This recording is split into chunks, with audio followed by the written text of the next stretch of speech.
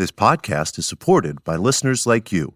We're grateful for your tax-deductible donation at newthoughtphilly.org or the link in the episode description. A practical prayer is a prayer that works. These discussions between Reverend Bill Marcioni and Carol Lawrence dive into the details of how it works and how to work it. Reverend Bill is a New Thought minister and the author of Practical Prayer for Real Results. Your new life begins with a new thought. Carol Lawrence is on a spiritual quest, finding the New Thought teaching after decades on the pulpit in 3 different traditional denominations. I've got some questions. Together, they're exploring the philosophy and activities that come together from many of the world's religions to create the practical spirituality that is New Thought.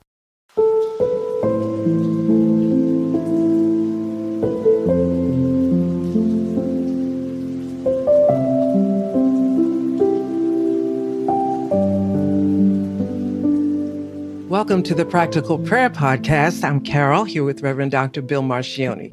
Looking forward to another exciting conversation, interesting, fascinating conversation.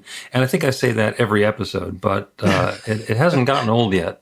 So, 213 episodes in, there's still something interesting to be talking about. And for a change, we're going to be talking about changing times. Yeah. I thought about this because how can you not think about this with the way things are going on? And sometimes we seek to understand it through the lens of history or whatever lens you tend to look at, but it's still happening. And so whether you think that history is repeating or whatever, you take a moment and say, wait a minute, what is being called or what is required of me in this moment beyond my own survival? I don't think about that much because, listen, I went to the grocery store and I said, well, I'm going to lose a lot of weight because the prices were so high. I started, and I was like chuckling in the grocery store, which was probably crazy because who's laughing except for me? And I'm thinking, okay, fine. And something that one of my kids said to me years ago, Mom, she'll eat bread and water just to get through the meal so she can get back to what she wants to get back to. She doesn't care. So I'm thinking about like surviving in the moment. What's being called upon us to release or pick up, surviving in the moment. And then one more thing, that I mentioned during the pre-show is that I'm very much a believer in sacred contracts. So I see my presence at this moment as a fulfillment. I am fulfilling a contractual agreement between me and Spirit. So I take that very seriously. It helps me to focus where I'm going. Also, and I mentioned this pre-show, all this matters. I survived the pandemic exceptionally well. Mm-hmm. I lost friends. Don't get me wrong. I lost friends, and my great respect and honor to those of you who did. I want to make sure I say that. But I survived it really well. And then there's that question that I have a standstill moment and say, you survived a very difficult time extremely well. You are extremely healthy. Everything in your world is very good. I mean, I got crap like everybody else, but it's, We all do. but that aside, everything is good. I'm here, but here we are in an extremely challenging time, which can be exceptionally fearful in a lot of ways to some people, yet I am here. So what is being called upon me in this moment? Because clearly, I know how to survive myself. And Mm-hmm. you know what I mean? Just on a general, like I said, the supermarket, okay, no big thing. I don't like the idea, but I can put the thing back. Right. And, that's a small thing. But what is being called upon me to help others, to lead, to do what I do in the world? What do I need to do that? Mm-hmm. And so that's where my head is kind of going right now.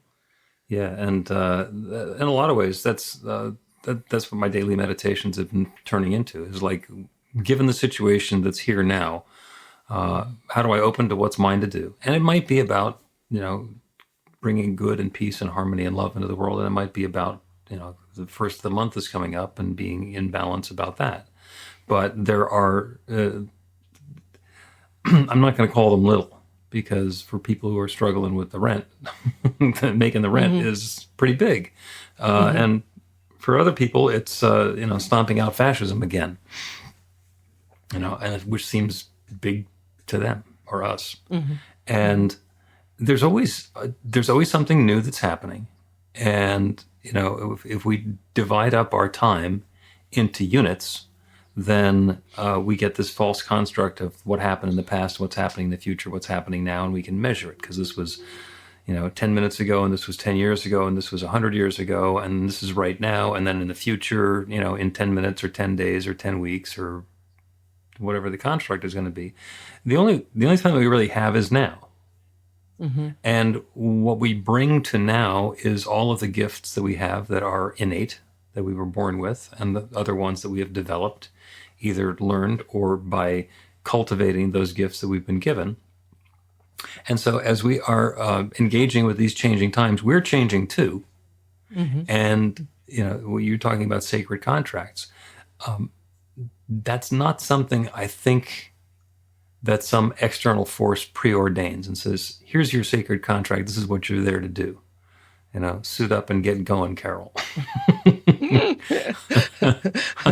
I think it's a much more intimate and integrated process, because we keep on talking. And this teaching is about the oneness. There's only one divine power and presence. There's one life, one love, one essence, one source that's sharing itself as all of its creation.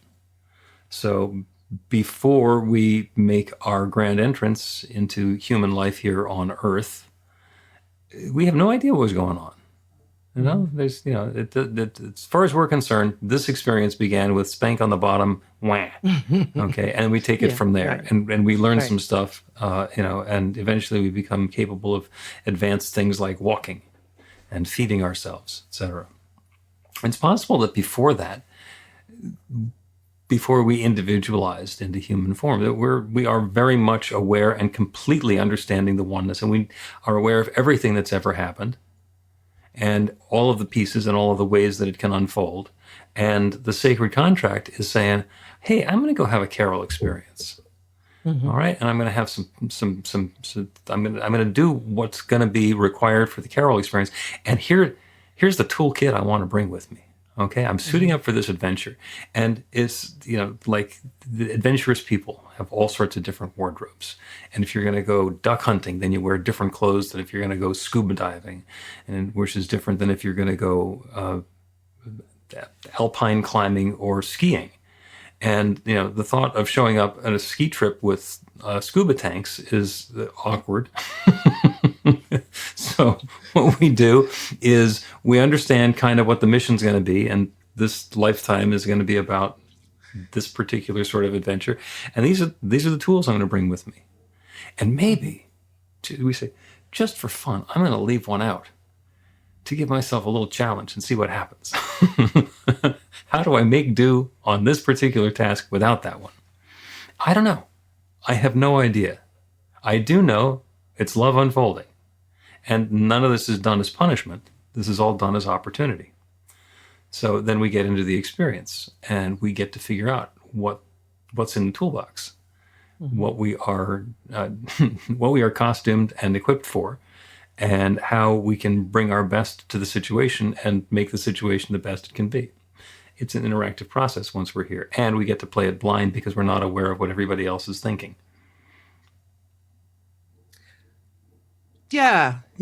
And I think with that last line is that all of it was important, what you said. The last line really caught my attention. We don't know what everybody else is thinking. I'm extremely focused on myself with regard to everybody else. Like, what do you need at this moment? And it just has to do with maybe the way I see myself in the world. I did a talk recently on your necessariness, how you are necessary. And that means a personal focus on yourself. And a lot of other things came, but listen to this. I have a sense of my necessariness in the world. I stay in that lane. I don't screw around other places. I stay right in my lane. And this is so interesting. I'm holding on to my seat right now because something just happened between my last and this podcast. I went on Amazon. Can I say Amazon? I can say Amazon. You can say Amazon. It's a big forest in Brazil. Okay. And up jumped a book. And I almost just went out of my chair because I wanted this book for a couple of years, but I was too cheap to buy it. It was like $160 some. And I said, I just can't do this, right? But there it was. It jumped up and it was so beyond half price. I just looked at it, and I don't know if somebody can understand what I'm saying. I almost had tears in my eyes because I had wanted that book so much before and just got away from it. And now in it has what I need to further enhance what I want. Always thought that, but right now it just like showed up today. And it showed up at a price that's no biggie to me. Mm-hmm. And I looked at that and I thought, so the idea of sacred contract and all that came in.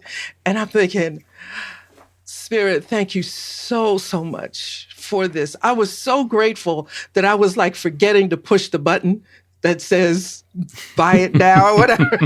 I'm not kidding you. I was just going through it because it was so God, like it was such a God moment.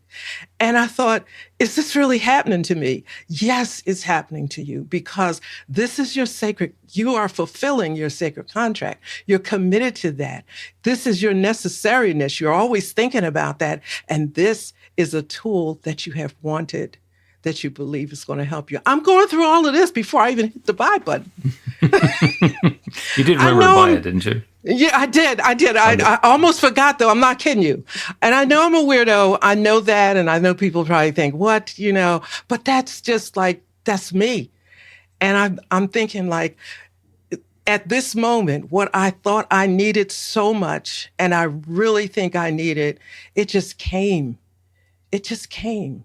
And there was I'm not paying that much for that book.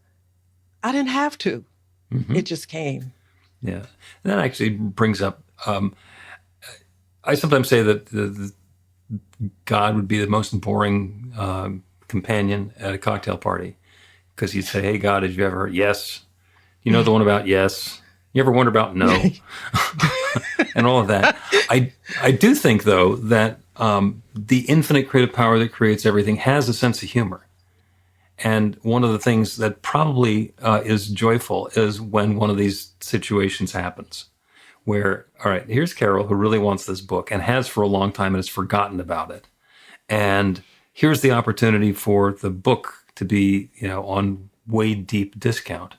So let's just arrange for Carol to find the book on sale and then watch how much fun that is and turns into a nice conversation. It's just a little bit of delight. It's kind of like if you have two friends and they get into a relationship and you discover that one of them is going to propose to the other one and it's going to be a surprise, but you know when it's going to happen and you make it your business to be nearby so you can watch because it's just going to be fun. It's just going to be fun. It's just going to be fun to watch.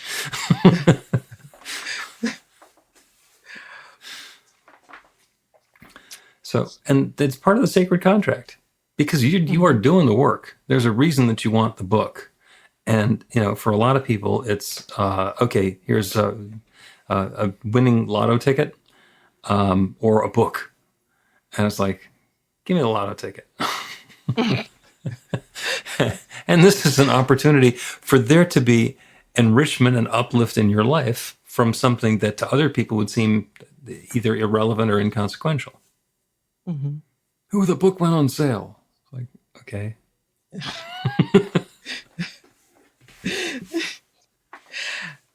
But it feels like a connection. Mm-hmm. It's what matters to me in my life. Like maybe I take life too seriously, whatever. Then that's just how I do it.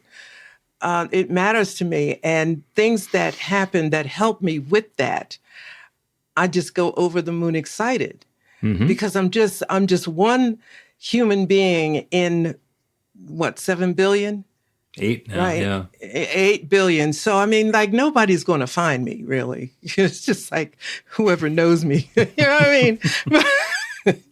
But it's about purpose. It's about clarity of purpose. And it's maybe a heightened sensitivity to that, whatever you want to call it.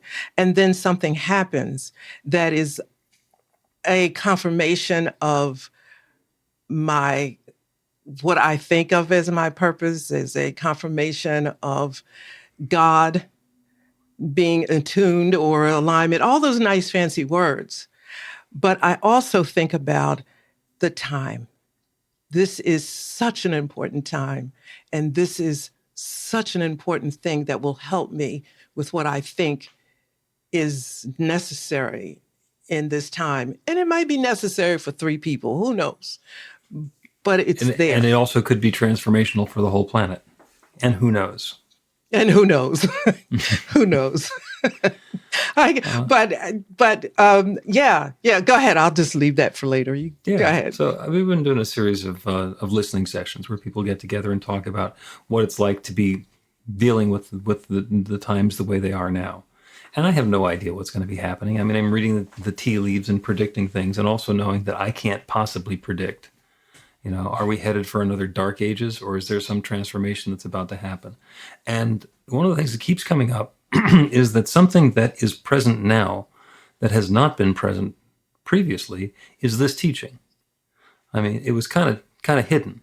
The New Thought teaching, your new life begins with a new thought, that we're part of that one infinite creative power that's creating everything, and that we can intentionally create. And all of the studies and all of the research and all of the knowledge that has come about. I've done a lot of work studying with the work of David Hawkins. And David Hawkins, and he calibrated the veracity of the universe. So you can measure the truthfulness of anything, and also the spiritual power of anything. And it's a logarithmic scale. So positive, loving, uplifting, enlightened presence and thought far outweighs the reptilian see it, kill it, eat it that we seem to have drifted into. And interestingly, in a democracy, you get the same head count. You go by head count rather than by consciousness count. So I don't know. I don't know what's going on. Is it possible that consciousness is expanding to the point that the head count becomes irrelevant? And in spite of what people are doing, or taking rights away and things like that, that there's a bigger transformation underway? And the answer is, I don't know. But I do set my intention that in these changing times, that it's changing for upliftment and for the better. I don't think we need to go backwards and try and relive things that happened in the past. Yeah, you said, so I'm going to go back to something that you said to maybe 2 months ago, it wasn't that far back, when we were talking about the changing times, and something similar to what you said now, looking for the good in it and the uplift and so forth. And initially, if you're looking at things just from this is what's happening point of view, like externally, this is what's happening, you think, how in the heck can anything good come out of this? And this is all horrible and everything. And I'm not saying that it isn't, because it is. However, it's okay, let's take a step back a little bit and remember that there is a such thing as good. There is a such thing as unfolding, because things unfold. So I want to get a glimpse of what is good, what is possibly good out of this. Much has been taken away, much has been lost, but that which remains and will return would be really good, right? So some things probably needed to be taken away. Some things probably did. And if I believe in the good, and I do, then I look at that and say, okay, in whatever, the good is going to unfold. We will see it. What is mine to do to help either bring about the good or help us cope until the good gets here, then we can, identify that good. So it's not being victimized by what's happening. It's sort of standing in your agency and saying, this is happening to me too. The whole thing is happening to me too. And I can see the trickle down effect. But in the meantime, I'm not going to lose whatever that because this good is going to unfold. Mm-hmm. It just is. It just is. Yep. Yeah. We're gonna take a break, and first, before we do that, I'm gonna do two things. First off, I'm gonna mention that Thomas Jefferson once wrote that a little rebellion from time to time is a good thing. So perhaps it is time for a little rebellion, or maybe a little more rebellion. And the other thing is going to be a question. You get to think about this during the break, which is, if you go back through history, what do you think is the most important technological advance for humankind? And it's a matter of opinion. And let's think about it. Learn to put practical prayer to work in your life. The steps are simple to learn and let you begin to get real results to create the life of your dreams immediately. Reverend Bill Marcione's widely acclaimed book, Practical Prayer for Real Results, gives you a clear summary of the New Thought principles behind practical prayer and the series of easy-to-understand steps found in the most effective prayers from religions and spiritual practices all over the world and throughout history. Practical prayer is not a replacement for your religion or practice. It's a technique to make the work you do in consciousness even more effective. The book includes 40 prayers on various topics that you can adapt as needed and use as your own. Practical Prayer for Real Results is available in paperback, Kindle, and audiobook on Amazon or at b-the-light.com. That's b-the-light.com.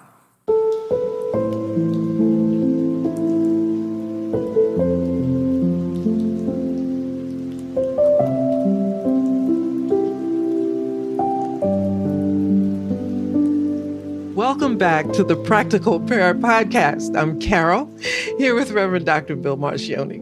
And you are very excited to be thinking about the greatest technological advancement in human history. And of course, it's a matter of opinion. People have different ideas, that it might be something very recent like the internet or artificial intelligence, or something very ancient like the invention of the wheel. What do you think it is? I did think about that a lot. And I came up with the telephone. The telephone. Because I thought, because that was the beginning of communication beyond what could be imaginable. An information category. Interesting. Mm-hmm. And the telephone, the telegraph, and then the telephone and radio and internet and all of that has brought us all very much closer together. The steam engine was very important. The light bulb basically extended the day in a dramatic way. Mm-hmm. But I think that the most important advancement, and it doesn't usually make the list, is indoor plumbing.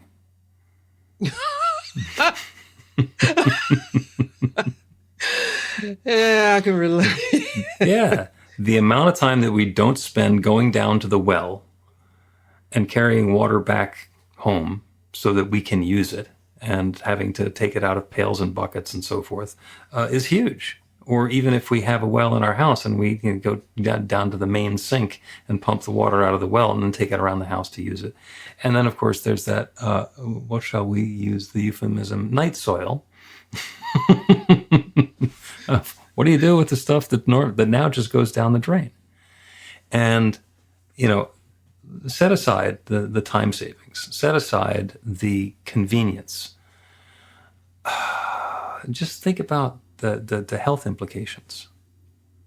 You know, with all of that around and no running water, there's not washing hands. All of the bacterial age still exists, and you know, there's not enough antibiotics in the world to make up for that.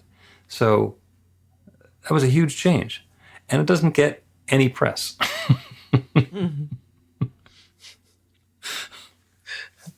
And if you go to a house or a place to stay that does not have running water, and you get to rough it for a little while, you come to appreciate just exactly how valuable that is. So as the times change, it's easy to forget how much transformation has already happened, how much has already changed, and to be worried about going back, you know, to the dark ages. We're not going back to no indoor plumbing. We're not even going back to no internet unless something really bad happens.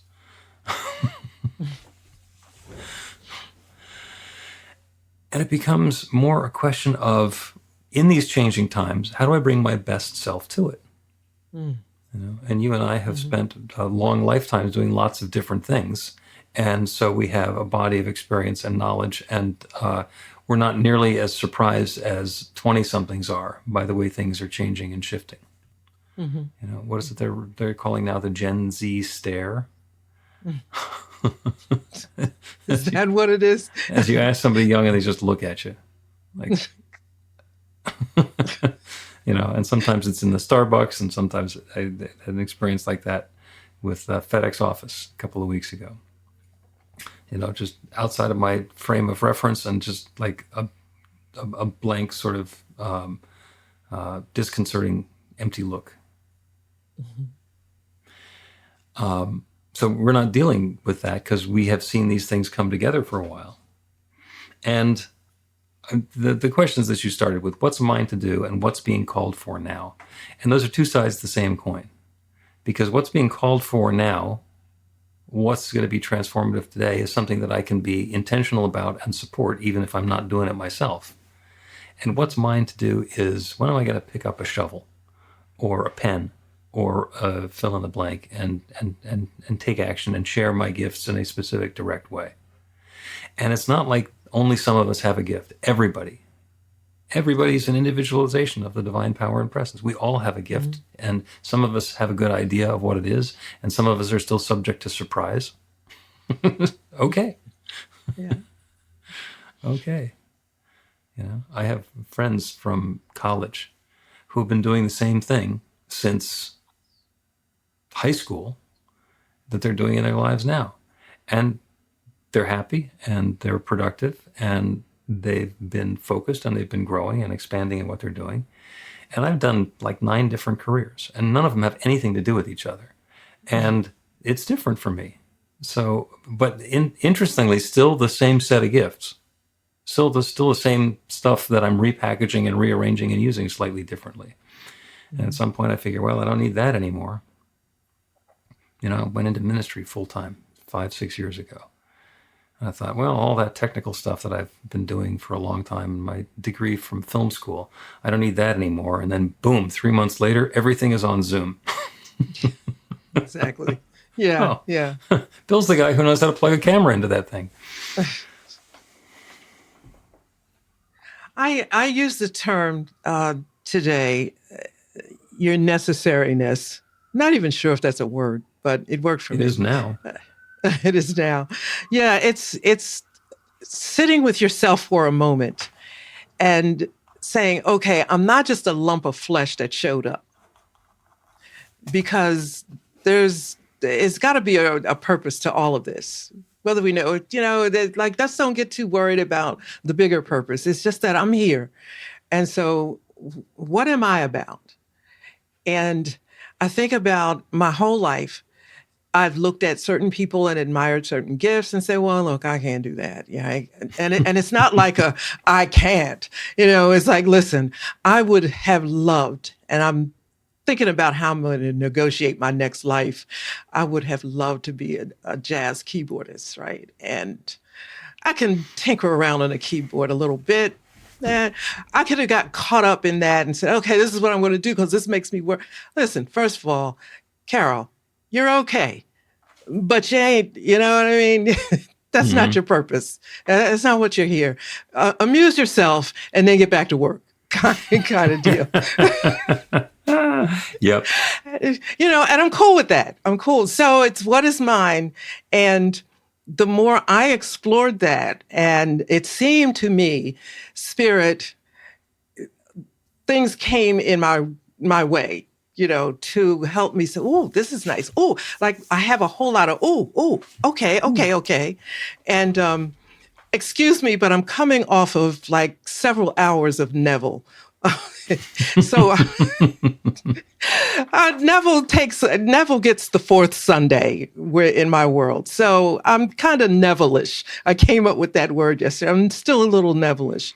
And Neville talks about the bridge of incidents. And so as I look at my life that way, I look at what has been become available to me on this bridge of incidents. And it's been, ooh. Okay, so today was a big ooh. And I don't know, I don't know what this means in the scheme of things. I may never know, but I don't need to. You know, I really don't. I know that it's something. And the fact that I know that is hugely enough for me. And that supersedes all the crazy. Now, that may be my way of coping with it. I don't know. Maybe I need a shrink. Who knows?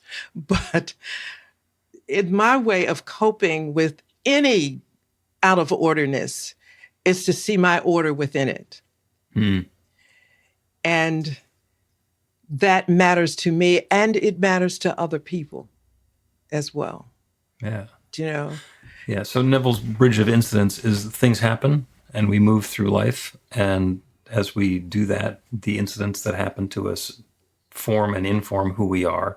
And so the next time we have an experience, we have that in our memory and in our learning system. So the next incident unfolds differently. Yeah? Did I paraphrase okay? That, yeah, it's not seeing everything as an end. You know, because I have an end game in my mind, and that's what Neville encourages, and others as well. Even the Bible tells us to, you know, the Bible says, write the vision and make it plain. So you have a focal point, and all of this other stuff that happens is supportive, if I could say it that way, of your getting to that desired reality.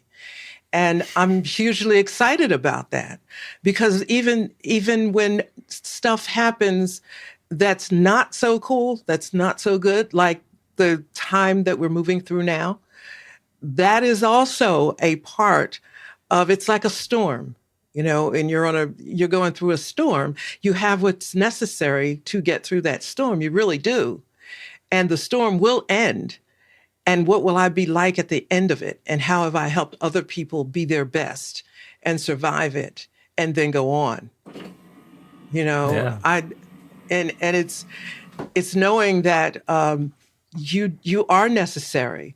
And I don't expect, you know, every day my heart sings over certain things that I do. I don't expect anybody at the end to throw me a parade or a party or even send me a note. It's that I am so excited today, like just over a book. I'm so excited over a book because it was, oh my goodness, I know where I'm trying to get to, and this is going to help me. And that keeps happening. And sometimes it doesn't always happen in an exciting way. Sometimes you don't get what you want, but that's a part of it too. Yeah. And it's like keeping your eye on a bigger thing, the goodness. And everything that unfolds is a part of that. Yeah. So you're talking about Endgame, and there was a God call that I did recently, where basically it says, okay, we know how this is going to come out. There's going to be a bunch of people standing around telling nice stories about you, and then they're going to go to lunch. So if you want to look at the big Endgame, you know, that's it. What happens right before that? You know, hopefully love and unfolding in peace and harmony. And then before that, some message, some reminder, some idea that what we've accomplished in our life has been important. And yeah, every once in a while you hear back from somebody, you know, that thing that you said yesterday or 6 years ago, it really resonated with me and it changed my life, and this is how it's changed. And I get to hear some of those stories, and those are awesome. Mm-hmm. Those are awesome. Those are wonderful reminders of why I do all of this spiritual work. Doing it for myself is wonderful. And then being able to reflexively do the same sort of thing with other people. And then having to say, oh, that was so helpful. It's like, cool. I'm glad I was able to do that. And and there are lots of little end games that happen along the time.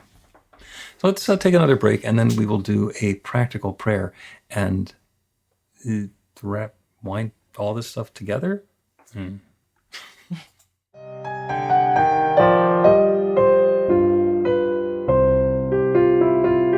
It's Reverend Bill letting you know that the Practical Prayer for Real Results class is now available on demand. That's right, you can take it at your own pace, anytime you want. All of the information is at BeTheLight.com. That's B-the-light.com. You know where to find that stuff. The class is 5 lessons, broken down into 18 modules, and you can take them at whatever pace is comfortable for you. As you work through the process, it starts out with the theory, goes into the practice, there are experiential activities and exercises, and at the end of the program, you will wind up with an understanding of how practical prayer works, and a practical prayer for yourself that will work to create transformation in your life. And as you know, it works for everything. Take a look at the class online at BeTheLight.com. There's a sample lesson so you can see how the class is going to work for you, and then dive in. The great news is it's on sale now. You can register and save $20 off of the regular price. I'm looking forward to seeing you in class.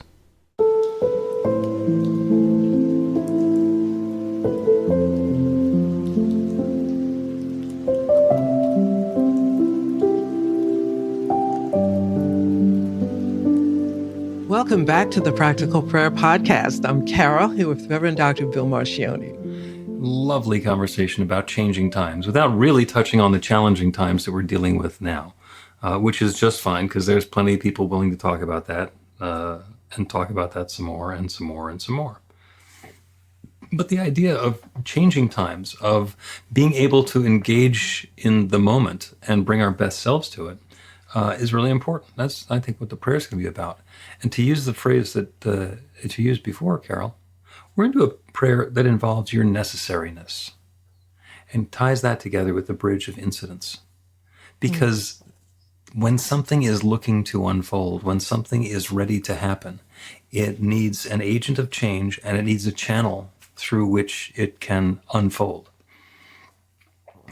And we like to think that we are the same from minute to minute and day to day and breath to breath. And it seems that way. You know, here I am in the same room that I've been in for years and doing the same sort of thing that I've been doing for years, and so are you. And the fact of the matter is we are on the surface of a sphere that's spinning every 24 hours, that is orbiting the sun every 365 days, that is part of a galaxy that is expanding and moving and whirling and twisting. And the combined velocity is we're moving about 67,000 miles an hour, which comes out to over 1,000 miles a minute. And if you want to do the arithmetic and figure out how far you move per breath, you can do that. So the thought that it's the same is an illusion. And a lot of it is an illusion. And the thing that connects what's happened in the past with the things that are unfolding in the future is this present moment now. And that bridge of incidents, as we step and we step and we step from one to the next, to the next, to the next, is the unfoldment. And the one thing that we all have in common with the unfoldment that's going on in our lives is that we're involved. It wouldn't be happening if we weren't here. The fact that you are here is proof that God has need of an instrument here. Whatever it is that we're doing, even if we think that we're playing a bit part, that we're not really that necessary, each one of us is necessary for that next bit of unfoldment. So the prayer is to realize, recognize, and acknowledge that that one infinite creative power, that one divine presence, that one limitless love that shares itself as all of its creation, that one that is sharing itself right now as me and each of us, has created everything that exists everywhere for a distinct and individual purpose. It is necessary to the unfolding of what's going on in the universe. Perhaps in ways that might seem trivial or insignificant, perhaps in ways that are keystone elements in whatever is to come next. And we don't know.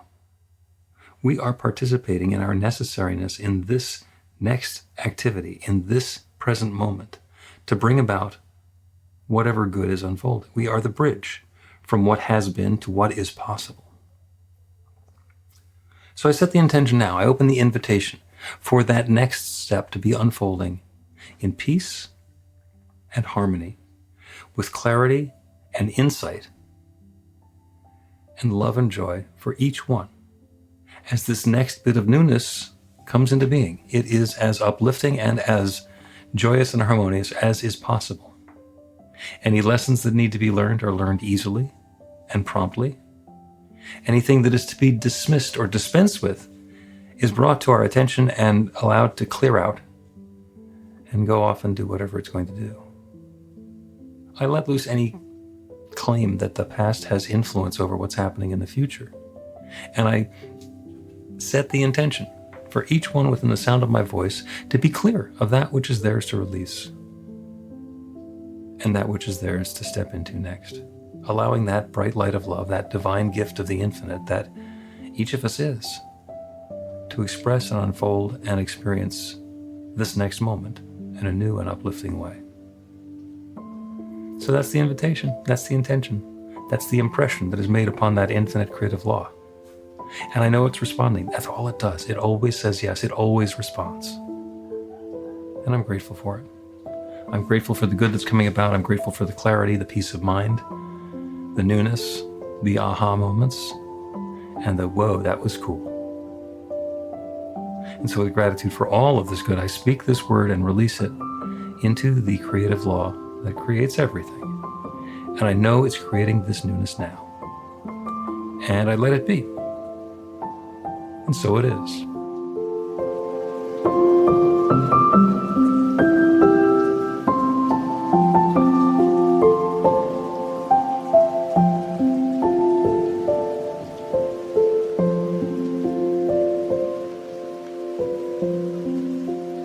The Practical Prayer Podcast with Reverend Bill Marcioni and Carol Lawrence is a production of BeTheLight.com. be-the-light.com.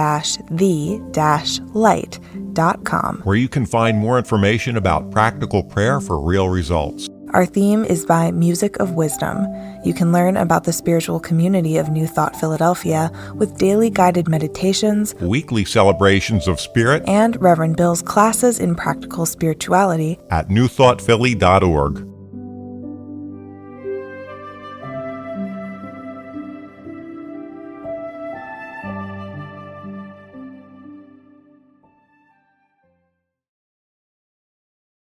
This podcast is supported by listeners like you. We're grateful for your tax-deductible donation at newthoughtphilly.org or the link in the episode description.